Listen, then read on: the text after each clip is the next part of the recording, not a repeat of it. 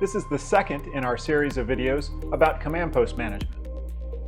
Hi, this is Marc Bashoor, Executive Editor for Fire Rescue One and FireChief.com.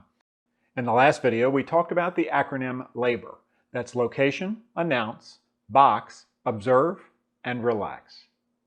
Today, we're just going to talk about location, and we're only talking about the basics, so I'm not going to cover high rises or some of those more complex incidents.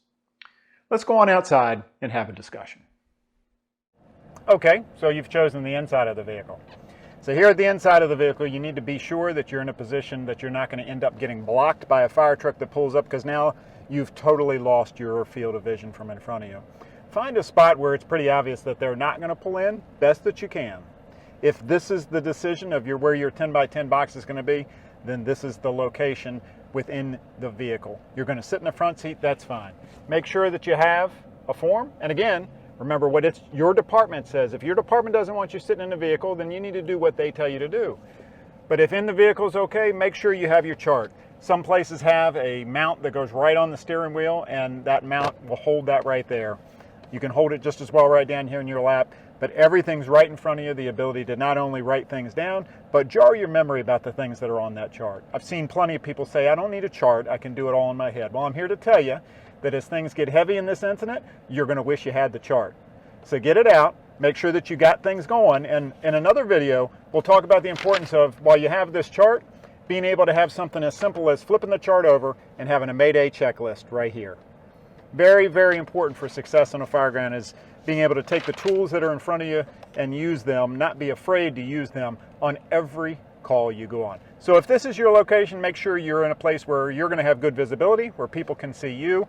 In this case, maybe I've backed into a driveway so that I can see the house across the street. Or maybe the house is next door over here and I've backed in or pulled in so that I've got a good field of vision. Whatever it is, find that spot, get yourself parked. I personally don't like the inside of the vehicle. You have a tendency to roll the windows up, which a lot of people like, but when you roll the windows up, you're not able to observe as much. When we talk about the O, you'll understand what I'm talking about. I prefer the back of the unit. Let's go back there now. Okay, I prefer the back of the unit. Doesn't take long to get yourself set up, get yourself opened up, get your command chart out, make sure your radio's turned on, and it doesn't take you but a couple seconds to get yourself set up. You start out with that paper that you already had, and then you come back to here. And I'll help you out with something here with the board. In this case, this board was not dried off or wasn't cleaned off before the last incident on. Now I'm going to have to spray it to get it off of there. So make sure you clean it off every time. Whether you have a board that does that, comes up like that, gives you some support, gives you the ability to write, whatever it is, I like this 10 by 10 box here. This gives me the ability to use this area around me as my 10 by 10 box. The entire vehicle maybe is part of the 10 by 10 box. If there's people that really need quiet, they can go sit down inside so that they can listen. I prefer to be out here where I can hear, I can observe what's going on. So whether it's the inside of the vehicle, whether it's the back of the vehicle, make sure you have the communications capability with you. Don't, if a portable is all you have to be back here, that's okay, but you really want to have a mobile radio so that you have the power that you need, and then the portables can be used for people that need to go other places, but you have the mobile radio here. And if you have a portable that gives you a second channel, or maybe you have a second radio, and in the people that have mobile data terminals, you can have a mobile data terminal here that has everything in front of you. I personally just like the back of the vehicle better. But it's not just the vehicle that you can be in. You could also be in a big bus or something like that. But how about the front yard? Let's take a look at that next. So I've used the front yard many times in my career. I prefer a vehicle, but you can't always get a vehicle where it really needs to be.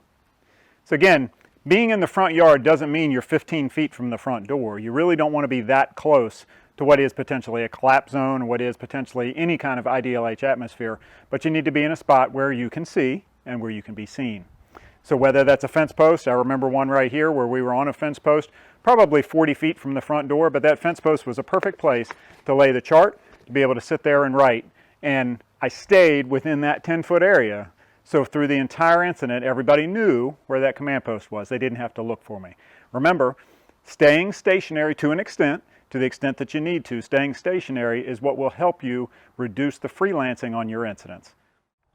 So that about covers it on location. Remember that one person doesn't have to do all this themselves. Get yourself some assistance at the command post. Maybe it's an engine company that you're not using. Maybe it's some support folks who aren't able to go inside, but they can help you with other things. Find those people that can talk on the radio so that you can have the time to stop and think. Many times I've used an individual who I knew I could depend on to listen and talk back and forth on the radio, who we were on the same wavelength, and other times where, no, I needed to do that. But have some assistance there at the command post. One person doesn't need to do it all. So that's it for location. Next, we're going to talk about announce and box together in our next video. See you then. This is Marc Bashoor, Executive Editor for Fire Rescue One and FireChief.com.